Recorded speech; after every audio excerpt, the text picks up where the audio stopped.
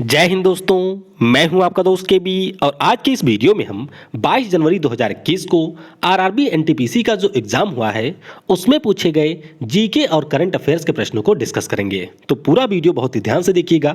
इस वीडियो की जो पीडीएफ है वह आपको मिल जाएगी टेलीग्राम पर।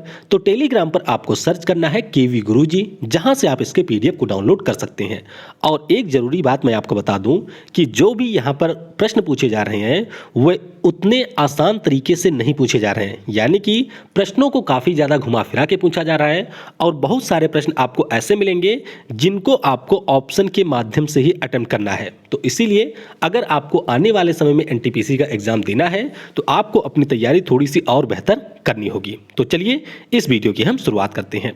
सबसे पहला प्रश्न था कि मेंडलीव के द्वारा जो आवर्त सारणी बनाई गई थी, यानी कि जो हमारी मॉडर्न पीरियोडिक टेबल है वह किस आधार पर बनाई गई थी। तो ध्यान रखिएगा, यह बनाई गई है परमाणु क्रमांक के आधार पर, यानी कि एटॉमिक नंबर के आधार पर मेंडलीव के द्वारा इस पीरियोडिक टेबल को बनाया गया था। अब पीरियोडिक टेबल की बात हुई है तो आइए कुछ महत्वपूर्ण चीजें इससे जान लेते हैं जो कि ऑलरेडी एनटीपीसी में पूछी जा चुकी हैं। सबसे पहले एक हमारे थे डोबेराइनर, इन्होंने दिया था त्रिक सिद्धांत। त्रिक का सिद्धांत किसने दिया था? तो ये दिया था डोबेराइनर ने, और इन्होंने बताया था कि जो हमारे परमाणु होते हैं उनको हम लोग परमाणु भार के क्रम में रख सकते हैं। तो इस प्रकार से आप देख सकते हैं लिथियम, सोडियम और पोटेशियम। उसके बाद में यहाँ पर भी आपको एलिमेंट मिलेंगे। तो मुख्य रूप से आपको ध्यान रखना है कि 3-3 का जो सिद्धांत होता है जिसे हम लोग त्रिक का नियम कहते हैं, ये दिया गया था डोबेराइनर के द्वारा। उसके बाद में जो हमारे अष्टक का सिद्धांत है उसे दिया था न्यूलैंड ने। तो न्यूलैंड का भी जो यहाँ पर अष्टक सिद्धांत था वह भी परमाणु भार के ऊपर ही आधारित था। तो यहाँ पर आप देख सकते हैं ये था न्यूलैंड का अष्टक नियम। और उसके बाद में आया मेंडलीव की आवर्त सारणी, जिसे हम लोग मॉडर्न पीरियोडिक टेबल कहते हैं। तो आपको ध्यान रखना है कि ये जो आवर्त सारणी है इसे 1872 में बनाया गया था और यहाँ पर जो भी हमारे एलिमेंट नहीं प्राप्त हुए थे उनके लिए स्पेस भी छोड़ा गया था। और इस पीरियोडिक टेबल के बारे में आपको ध्यान रखना है कि ये हमारे एटॉमिक नंबर के ऊपर आधारित थी। तो ये पॉइंट भी आप ध्यान रखेंगे। आगे आने वाले समय में अगर आप भी एनटीपीसी का एग्जाम देते हैं और मेरे साथ में प्रश्नों को शेयर करना चाहते हैं तो ये व्हाट्सएप नंबर है, इसके ऊपर आप प्रश्नों को भेज सकते हैं। चाहे तो आप वॉइस रिकॉर्ड करके भी भेज सकते हैं, जैसा कि आज कई सारे लोगों ने भेजा। और अपना जो सवाल है वह आप टेलीग्राम पर इस लिंक के ऊपर क्लिक करके भी भेज सकते हैं। तो नीचे आपको दोनों लिंक मिल जाएगी, जहां से आपको उचित लगे वहां से आप भेज सकते हैं। बाकी इन लोगों का बहुत बहुत धन्यवाद जिन्होंने आज के वीडियो में जो प्रश्न मैंने डिस्कस किए हैं उन सभी को भेजा है। अगला प्रश्न पूछा गया था कि 2020 में किस खिलाड़ी को पद्मश्री पुरस्कार दिया गया था। तो ध्यान रखिएगा, कई सारे खिलाड़ी थे जिनको 2020 में पद्मश्री पुरस्कार मिला था, जैसे कि रानी रामपाल हो गई, इनको खेल रत्न पुरस्कार भी पिछले साल मिला था।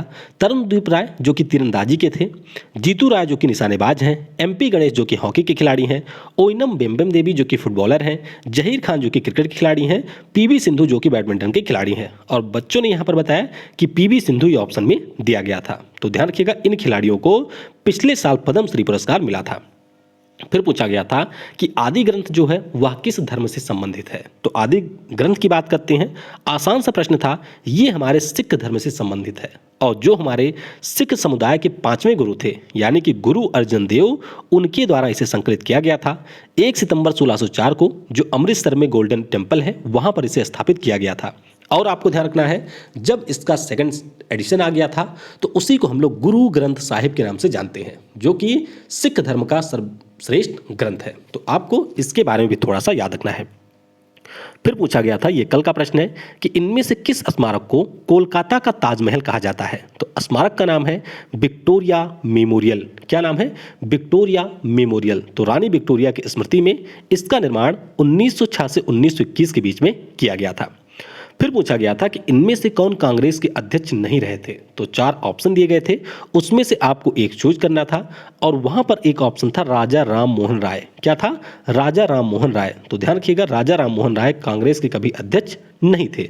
बाकी सरोजिनी नायडू जी की बात करते हैं, अंबेडकर जी की बात करते हैं, तो ये कांग्रेस के अध्यक्ष ऑलरेडी रह चुके हैं। फिर एक आसान सा प्रश्न था कि इनमें से किसे देश बंधु के नाम से जाना जाता है। तो देश बंधु इस नाम से जाना जाता है चित्तरंजन दास जी को। किसे? चितरंजन दास जी को देशबंधु के नाम से जाना जाता है। देशबंधु की बात हुई है तो थोड़ा सा ध्यान रखिएगा बंगबंधु के बारे में। तो बंगबंधु बांग्लादेश के जो जनक हैं शेख मुजीबुर रहमान, उन्हें बंगबंधु के नाम से जाना जाता है। तो ये भी आपसे पूछा जा सकता है। फिर पूछा गया था कि इनमें से किस खाड़ी को बायोस्फीयर रिजर्व का दर्जा मिला हुआ है। तो आप सभी को मैं कई बार बता चुका हूं कि हमारे देश में कुल 18 बायोस्फीयर रिजर्व हैं। उनमें से तमिलनाडु में जो गल्फ ऑफ मन्नार है, जिसे हम लोग मन्नार की खाड़ी कहते हैं, उसे बायोस्फीयर रिजर्व का दर्जा मिला हुआ है। तो 1989 में इसे बायोस्फीयर रिजर्व का दर्जा मिला था। और आपको ध्यान रखना है कि हमारे देश का जो पहला बायोस्फीयर रिजर्व है वह आपका है नीलगिरी बायोस्फीयर रिजर्व, जो कि कर्नाटक, केरल और तमिलनाडु राज्य में आपको मिलेगा। फिर पूछा गया था एक थोड़ा सा टफी प्रश्न आप कह सकते हैं कि हाथी उत्सव कहाँ पर मनाया जाता है। तो हाथी उत्सव की अगर हम लोग बात करते हैं तो ये मनाया जाता है आपके राजस्थान राज्य में। कहाँ पर? राजस्थान राज्य में मनाया जाता है हाथी उत्सव। और राजस्थान में कहाँ? तो राजस्थान में स्पेशली वहाँ की जो राजधानी है जयपुर, वहाँ पर हाथी उत्सव मनाया जाता है। फिर पूछा गया था कि जो मिशन इंद्रधनुष योजना है वह किससे संबंधित है। तो ये आपके टीकाकरण से संबंधित है। किससे?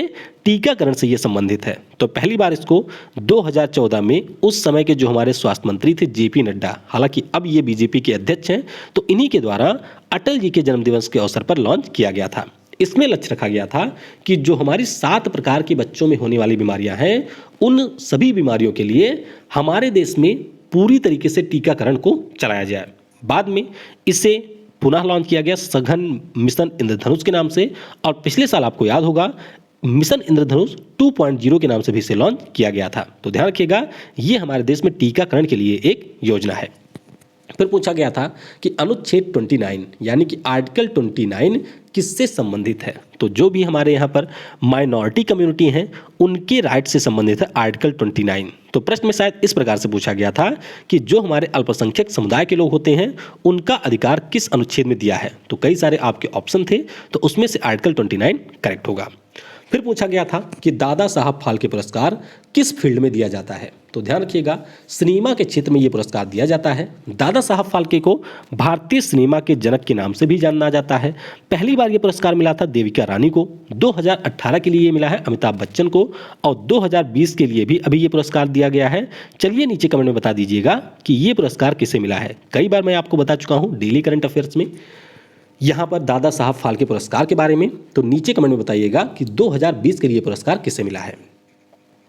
फिर पूछा गया था कि इसरो के जो हमारे पूर्व अध्यक्ष थे कस्तूरी रंगन साहब, तो इनके द्वारा 2019 में ह्यूमन स्पेस फ्लाइट सेंटर का उद्घाटन कहाँ पर किया गया था। तो ये जो स्पेस फ्लाइट सेंटर है इसका उद्घाटन इसरो के हेडक्वार्टर यानी कि इसरो का जो हेडक्वार्टर बेंगलुरु में है वहाँ पर किया गया था। तो आप कह सकते हैं ये भी टफ प्रश्न था और ये 2019 का ही करंट अफेयर्स था।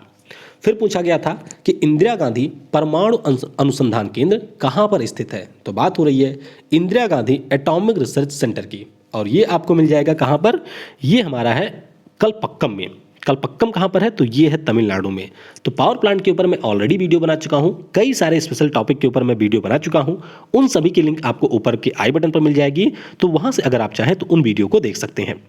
फिर एक टफ प्रश्न पूछा गया था कि जो हमारे यहाँ पर एगमार्ग होता है उसका हेडक्वार्टर कहाँ पर है। तो ध्यान रखिएगा इसका हेडक्वार्टर आपको मिलेगा फरीदाबाद में। कहाँ पर, हरियाणा का एक शहर है फरीदाबाद, वहाँ पर आपको एगमार्ग का मुख्यालय मिलेगा।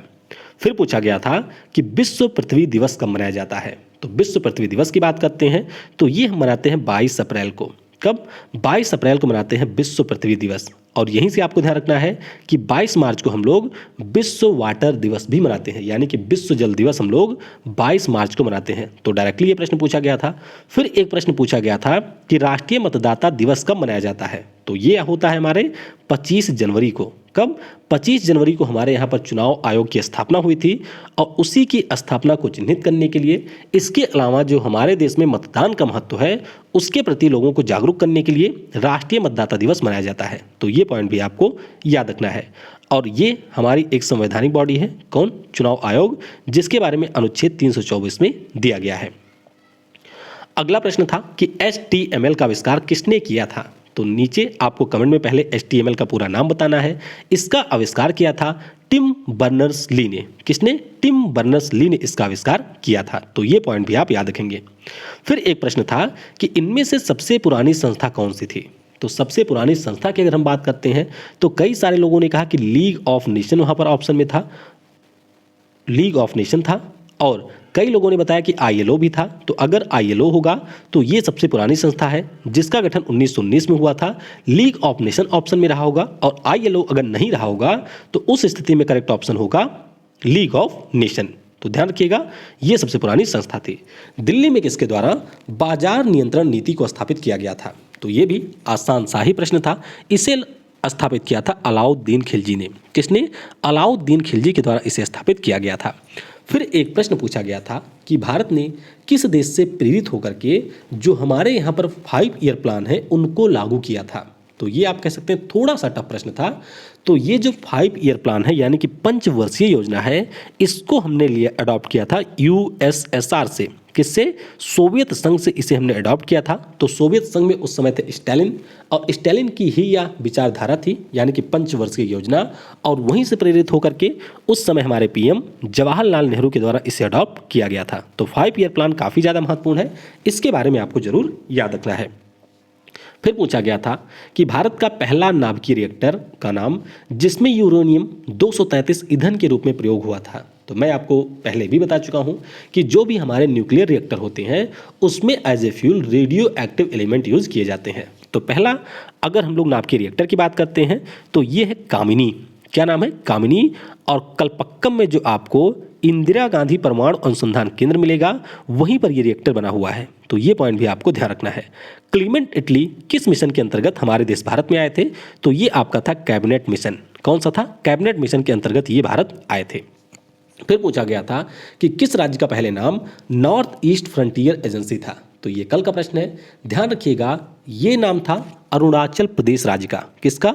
अरुणाचल प्रदेश का ये पहले नाम था और बाद में इसका नाम हो गया 1972 के बाद में अरुणाचल प्रदेश। तो ये पॉइंट आपको ध्यान रखना है। फिर पूछा गया था कि जो मुंशी प्रेमचंद हैं उनके बचपन का नाम क्या था? तो इनके बचपन का नाम था धनपत राय श्रीवास्तव। क्या था?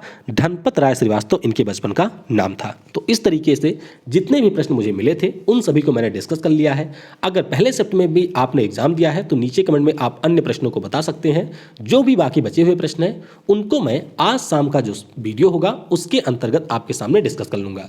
इसकी जो पीडीएफ है वह आपको टेलीग्राम पर मिलेगी। तो केवी गुरुजी टेलीग्राम चैनल आप जरूर ज्वाइन कर लीजिएगा। Thanks for watching. जय हिंद, जय भारत, और सबसे जरूरी, पढ़ेगा भारत तो बढ़ेगा भारत।